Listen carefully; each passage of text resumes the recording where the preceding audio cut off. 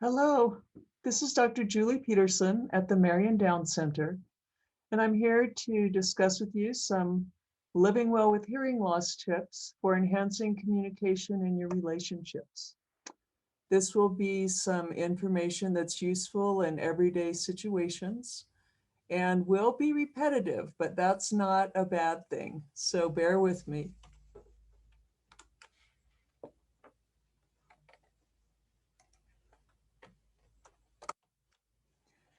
Today, we're going to talk about major challenges to successful communication, and I'll also provide you some tips and strategies for effective communication. So I'd like you to think about living well with hearing loss as like tending to a plant. It will take intentional caring on your part. It takes daily attention to be successful.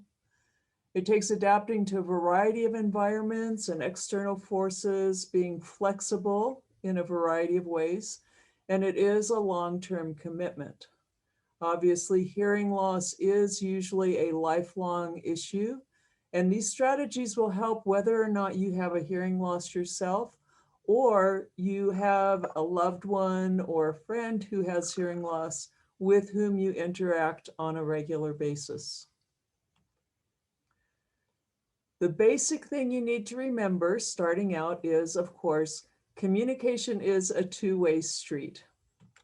So both parties involved in communication need to be aware of the other party. In order for communication to succeed, you need to think about, is the message that I'm sending clear? And also think about, is the message I'm receiving clear? So whether you are on the sending end or the receiving end, think about that message and how can it be made more clear, whether that's in the words that you use as the person speaking, or if it's in a strategy you might use as a listener, for example, asking for repetition or clarification. So there are some major challenges overall for successful communication. And here we go. This will just be a brief list, and then I'll get into some of the details for some strategies for these different scenarios. So of course, background noise is generally the first thing people think of when they think about trouble communicating. If you are in a noisy room, a restaurant, or in a crowd even, background noise will cover up some of the speech sounds that are important to you. You also need to think about how far are you from the sound source. So in a kind of a clear-cut scenario, if you think about a classroom setting, a traditional classroom setting where the teacher is at the front of the classroom and then there are rows of chairs or desks, the people sitting at the front in those front rows are going to be closest to that teacher and get the largest part of that signal or the loudest part of that signal. Whereas the people sitting in the background, will be missing out on some of that important information just because of distance. And then you can also think about, is the room reverberant? That is the sound bouncing around in that room? So you may think about many modern restaurants that have removed kind of ceiling tiles or sound treated walls or carpets, that type of thing. So there are lots of hard surfaces. They often are very reverberant.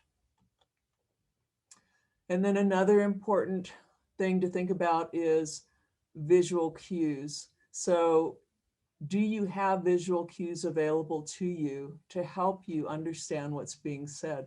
Because whether or not you consciously think about it or not, all of us use visual cues, whether it's speech reading or looking at body language, to help be successful in communication. So those are the overall topics I'm going to talk about. So let's get started with that. So background noise.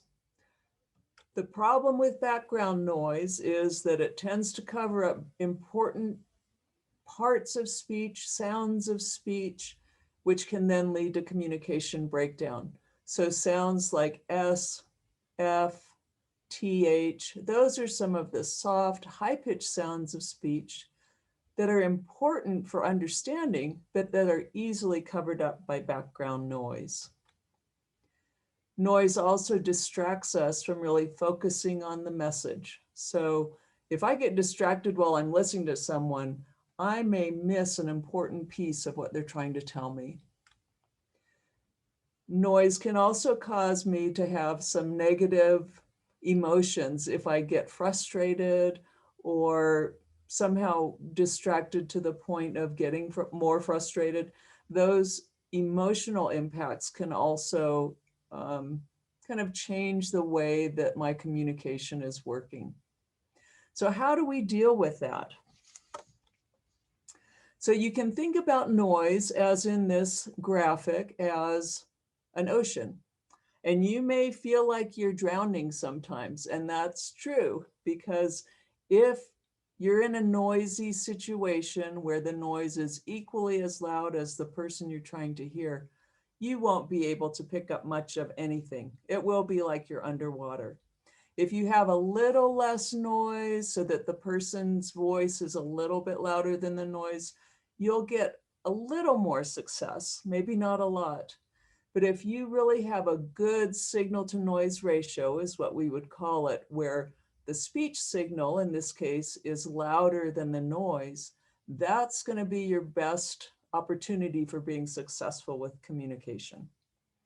So it's important to think about overcoming noise. And let me just say here, if you think about noise, I'm going to go back to that previous slide. If you think about noise and speech, you usually want the speech to be at least 10 decibels or more louder than the sound, the noise around you. So you can kind of keep that in mind. Ideally, a 30 to 50 dB signal to noise ratio, we would say, would be great. That would be like in a quiet room potentially. So just to keep that in mind, the better that signal to noise ratio is, the more likely you'll be successful. So let's look at some strategies. So if you do have a noisy source, like a television, that's interfering and that you have control over, just turn it off. Mute the television. If you have a radio, you can turn that off, that type of thing. So if you have control over the noise source, then turn it off while you're trying to communicate. Another thing you can do is move away. So let's say your dishwasher is running and you don't really want to turn that off. You can move away into a quieter room or a quieter area to hold your conversation. You can also then be proactive as the listener and ask for clarification, whether that's, can you clarify that for me? Or this is what I heard you say, and repeat it and ask, is that correct? You may discover that people are very willing to help clarify things so that that communication is successful. You also want to try to rephrase and not repeat the exact same words over and over. So if you have a loved one with hearing loss that you're communicating with, think about that. Instead of saying, would you like to go to the grocery store with me, over and over again, you may want to say, I'm going to the grocery store. Would you like to come? So think about rephrasing to help that person better succeed at communication. Let's look at now distance from the sound source. And here you see a graphic, again, that example of a classroom where if someone is within 6 feet of the person speaking, they generally can pick up about 95% of that speech signal. You move to 12 feet and it's 75% of that signal. You move to 24 feet and it's 60% of that signal. And keep in mind, this would be in an ideal quiet situation. If you add noise to any of this type of a scenario, the outcome will be even worse. So how can we deal with the distance from a sound source? Of course, the primary way is to get closer. So face-to-face communication will always be the best and most successful. So if you can, get closer to the person you're trying to speak with, whether that is leaning in if you're across the table from them or walking over to them and talking to them face to face. If you're able to give visual cues, that will be also a much more successful situation. Think about being present. So often I'll hear from patients that they can't hear their spouse or their loved one because they're talking from another room. Well, try to be present in the same room if you can, because if you're in the kitchen and someone else is in the living room, it's very, very difficult to hold a successful communication that way. So walk over to them, be present in the same room, and that again will help to give a good speech signal and help to foster success. Again, clarification will come into play. You'll find that these tips are repetitive in some ways, but that's because they are good communication strategies no matter what the situation is. So ask for clarification if you need to. The other thing would be get the person's attention that you want to talk to. So let's say you are in the kitchen and you want to speak to your loved one who's in the living room. You walk into the living room, so you're present, which is great, but they don't see you. Get their attention before you try to hold a conversation. That way they can focus on you, they can attend to you instead of maybe reading a magazine or whatever else they have their focus on at that moment. Just get their attention, whether it's touching them on the shoulder, calling their name, saying hello. That way they can also be engaged and ready to communicate. Again, rephrase, don't repeat. This is something you're going to be seeing on all of these, in all of these situations, because it's an excellent strategy to use no matter what. Okay, let's look at topic number 4, and that is reverberation in the room. So reverberation is essentially sound bouncing around a room. Again, if you are in a modern restaurant, so to speak, where many of the sound treatment tiles are gone, there are no curtains, there's no carpet on the floor, all of those hard surfaces cause sound to really bounce around. And reverberation really can distort speech. Even if you're in kind of a quiet place, if it's very reverberant, it may still be difficult to understand what's being said. And let's look now at some of the strategies for reverberation, which are going to be similar to what you've been seeing already. So if you can, move away, go to a different area to talk. In the example of a restaurant, if it's a very high ceilinged restaurant, for example, if there's an area that has a lower ceiling, maybe there are booth seating along the wall where the ceiling is lower, try to sit in that area and you should have better success because there'd be less reverberation. Go to a quieter area of the room. Even stepping outside if you need to onto a patio, for example, would provide you with an escape from that reverberant environment. Get the person's attention. Again, this is just a good basic communication strategy, but get their attention before you try to hold a conversation with them. And get clarification. Again, these are going to be repetitive tips in that they are just excellent communication strategies. And rephrase instead of repeating what you're saying. And think about that. If you are a person with hearing loss, by rephrasing, that speaker that's talking to you gives you an opportunity to use some different word order just to be able to verify that what you heard was accurate. And if I, as the person speaking, rephrase, that's just a tool that I have to be able to help my hearing impaired friend be more successful in a very appropriate way as far as the strategies I myself am using. All right, let's look at our fourth topic here, that lack of visual cues. This has been huge during COVID, obviously because of mask wearing. But if you think about even having facial hair, pardon me, that is an ongoing challenge. So information from visual cues, whether it's speech reading or body language, that information can make communication easier because our brain can fill in some information. We can get information about maybe the emotional aspect of a person's conversation, for example. So facial hair and masks can cover up important visual cues. Masks also affect the pitch of speech, and certain important mid to high frequency sounds have a harder time getting through. So that sound is muffled on top of losing visual cues. And that double whammy can really, really impact successful communication. So how can we overcome that?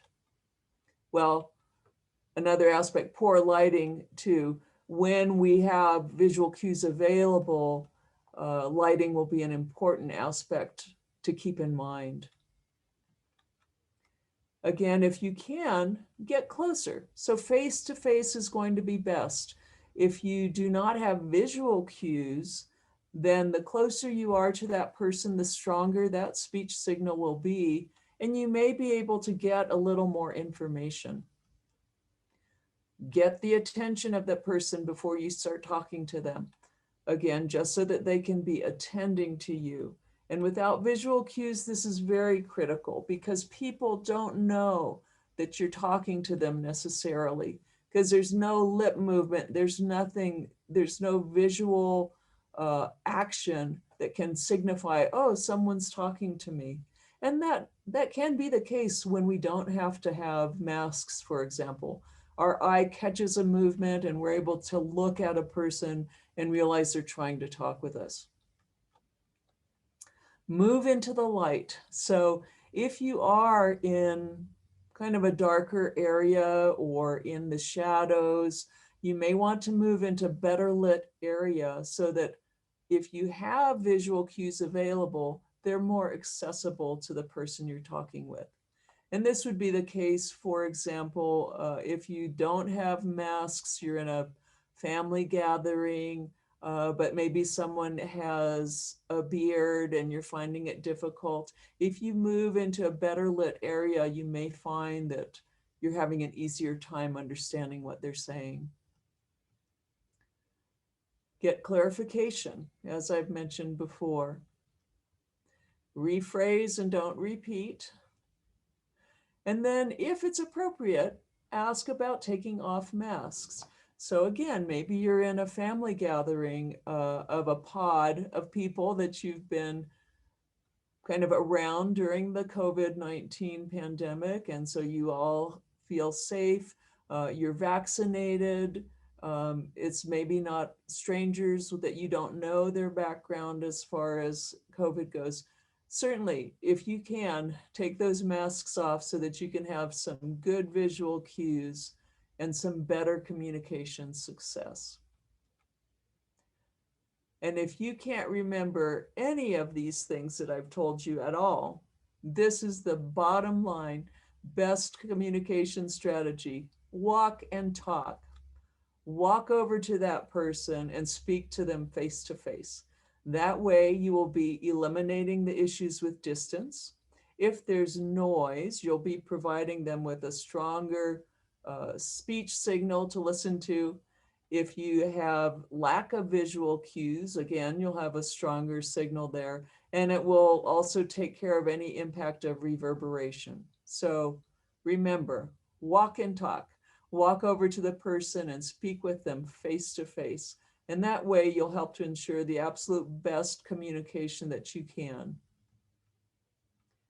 And of course, no matter what the situation is, always use your hearing aids. If you are a hearing aid wearer, wearing them consistently will allow your brain to be ready and able to use the sound coming in to the best effect that it can. If you're only using your hearing aids now and then, each time you put them on, your brain may say, wow, what's that? That's different. Whereas if you're wearing them consistently, your brain says, okay, this is my new normal. This is great. This is the signal I'm going to get to work with now. And it makes it a lot easier. So use your hearing aids as much as you can. Of course, everyone is different in that way. But again, the more you use your hearing aids, generally the better success you'll have, because your brain is really able to utilize that sound signal efficiently and help you in succeeding to communicate. Of course, that would be along with all of these strategies. All right, I'm just going to share a few statistics with you. Again, whether or not you have hearing aids now, whether or not you feel like you have hearing loss or not, these are some important things to think about. So about 1 in 6 people experience some degree of hearing loss. About 80% do nothing about it. And that's pretty sad, right? That's a pretty huge percentage, because hearing aids can really provide some good assistance. And if you think about research regarding hearing loss and how it impacts other aspects of our health and of our life, this is something to keep in mind. If you have a mild hearing loss that's untreated, you're 2 times more likely to develop dementia. With a moderate hearing loss, 3 times more likely. And with a more severe hearing loss, 5 times more likely to develop dementia or other cognitive decline. Our brains are really designed to get a good auditory signal. It helps to keep pathways stimulated. It helps us to engage socially so that we don't become distant. We don't become depressed because we're not interacting. We don't withdraw from social situations. So if you do have a hearing loss, even if it's a more mild degree, generally hearing aids can be of great assistance just to keep those pathways active and keep your brain in its top form as long as we can. Something else to think about here is, again, these are some statistics that you may have seen already. About 1 in 3 people that over 60 have hearing loss. And about every 10 decibels of loss to your hearing increases your risk for Alzheimer's, again, looking at cognitive decline, by about 20%. And then also think about other health issues you may be experiencing. So if you have diabetes, for example, hearing loss is 2 times as common with those folks who have diabetes than those who don't. There are other health issues that come into play with untreated hearing loss as well, or things like falls. So higher risk of falls have been found if you have untreated hearing loss. Longer hospital stays have been found. So think about the impact that untreated hearing loss can have to other aspects of your life, whether it's health or social engagement, for example.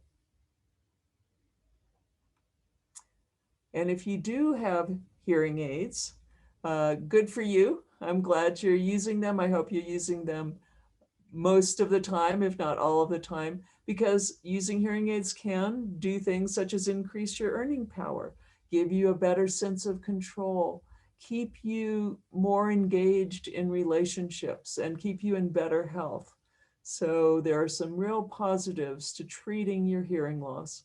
For the majority of people, hearing aids will be the best treatment option available. And we are definitely here to help you with that. So I just want to encourage you, live well with your hearing loss. Better hearing is better living. You hear better, you live better. And that's really our goal, is to allow you to have a better quality of life overall. Just as a reminder, living well with hearing loss is, again, kind of like caring for a plant. It's going to take daily care, daily attention. It's intentional care. It takes adapting to a variety of environments, and it's a long-term commitment. But living well with hearing loss means that you can also just live well. So if we can help you in any way, just contact us. You can call for a visit. You can check out our website or our Facebook page for more information. And all of the staff here at the Marion Downs Center would love to have you as our patient. We'd be happy to answer any questions you might have. Thank you for your time. And hear better and live better.